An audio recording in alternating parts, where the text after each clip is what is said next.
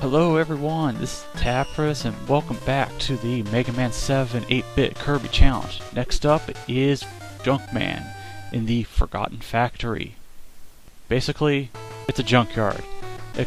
And we also have no Famicom, but oh well. Anyway, our next weapon of choice is the Thunder Strike. Not to be confused with the Thunderbolt, which it was originally before. But to sum it up, the Thunder Strike is a great weapon. I mean, you uses one ammo per shot. It rips apart pretty much anything in one hit, and when you hit an enemy, you send sparks going up and down, and basically you can kill maybe like 2 or 3 enemies in one go.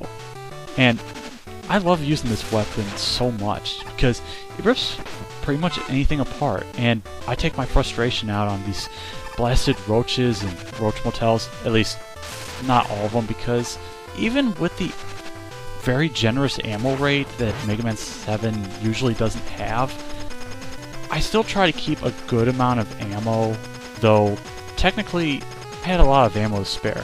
But that right there was a generator that I had to hit because this stage has a couple of collectibles that I could really use. Right there, that was the Rush Jet adapter. And it's basically the Rush Jet from Mega Man 4 and 5. Basically the non-abusable Mega Man 3 version. And pretend that didn't happen. That was just me being a moron. But right there, that was actually... This is one thing about Mega Man 7 8-bit that's a bit different. Some of these jumps like that one right there, they're a lot more spaced out than they usually are. And that can end up being a problem. And right here, we have the return of footholders, or they're pretty much, what are they called? Propeller ride.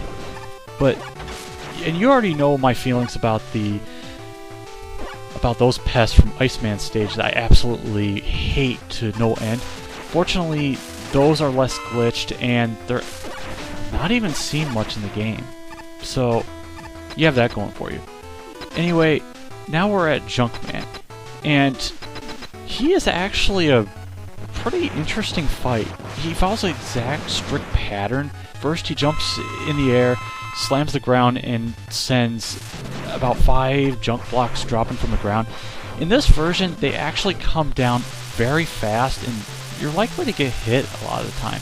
After that, he sends an electric cube at you, jumps in the air, gets a junk shield revolving around him, and sends it forward at you, trying to trap you.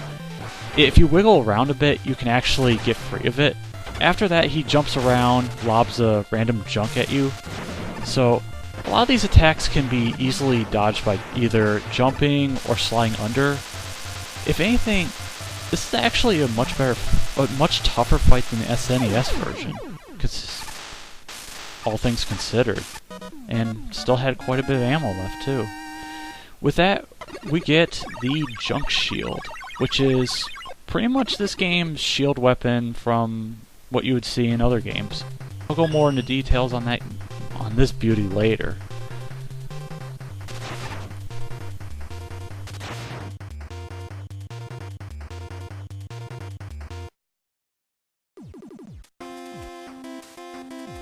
Until then, this has been Tapras, signing out.